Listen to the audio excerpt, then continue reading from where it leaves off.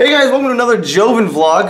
Today, I'm so excited to be in the month of October. It's my favorite time of year. I love the fall, I love the weather, the food, the holidays. It's great. But most importantly, I love horror movies and I love zombies. So today's just a zombie-filled vlog of just dead people and guts and gore and people eating people.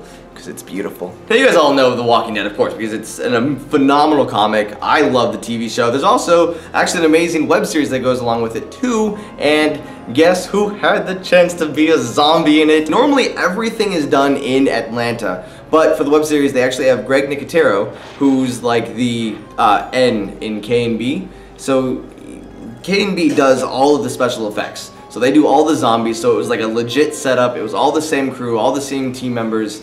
And they gotta make me into a real, actual like Walking Dead zombie, not just like your Walmart knockoff or anything. Like I was under the makeup chair for like 2 hours getting this done, and it was worth it. It was so much fun. I love being a zombie, but just being able to say that I was a K&B Walking Dead zombie was a dream come true. So you guys should go check it out. It's you can find the web series on AMC.com, or I have a link down below that just automatically will get you right to the web series. It's a 3-parter, takes like 24 minutes to watch all 3, but it's really cool. Because what's neat about the web series is that they always like link in and explain why something happens, or just like, oh hey, there's that character, now I understand how he got there. For example, in the first season was the first zombie that that Rick really sees, the bicycle zombie as they call it, but you see how that person died and like their story leading up to that point. Hey, but let's talk about more zombies. So what I want to do for the rest of this episode is to kind of give you my advice on all the zombie movies that you need to be watching this month, in the month of October, to celebrate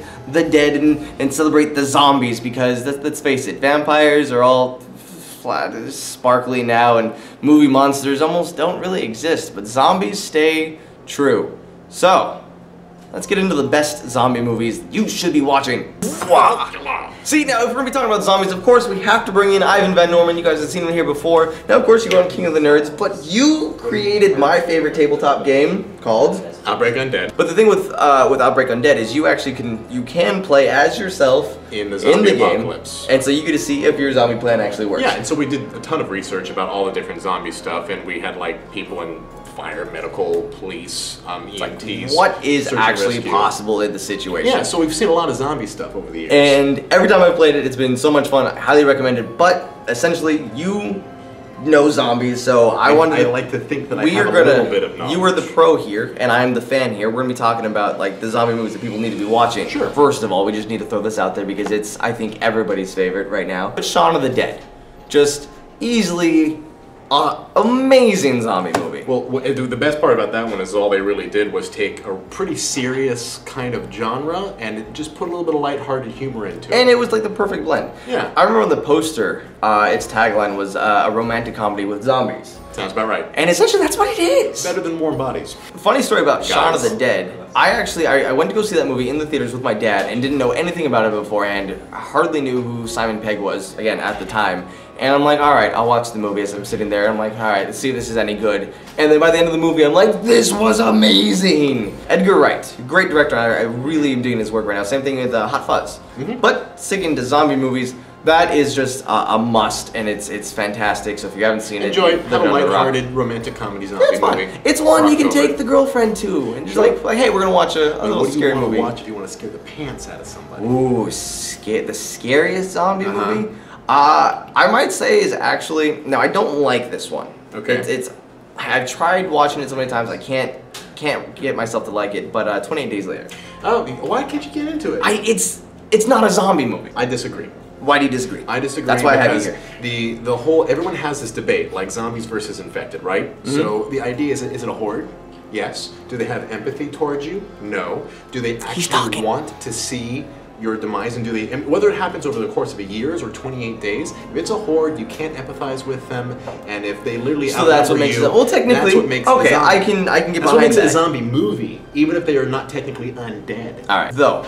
So George Romero is the godfather of zombie movies, with Night of the Living Dead, Day of the Dead, Dawn of the Dead, all the deads. Going over some of our favorite Romero movies, I get a lot of flack for this one, and a lot of you are going to leave comments saying, no, that's not okay. Yeah, ready for it? My favorite is Diary of the Dead. Diary of the Dead. You see?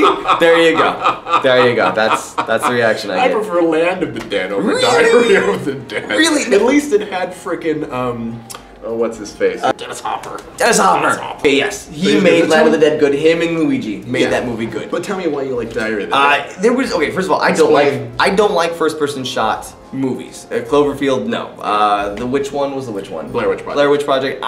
They're documentarians. Okay. They're and so they know how to use the camera. They know how to keep a shot when things are going down, and they also utilize security footage.